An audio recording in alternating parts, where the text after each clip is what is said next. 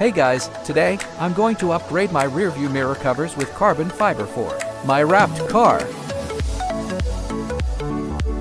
Open the package and take out our carbon fiber covers, then start by making a comparison. In the video, we can see that the mirror covers are a 1-to-1 overlay, so there's no need to worry about any gaps.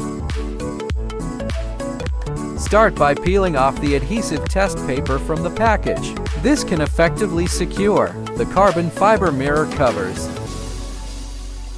Peel off the adhesive strip inside the carbon fiber cover and align it for pressing.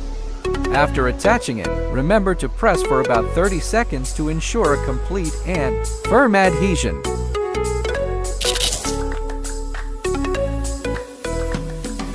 Okay, now let's proceed to install the other one.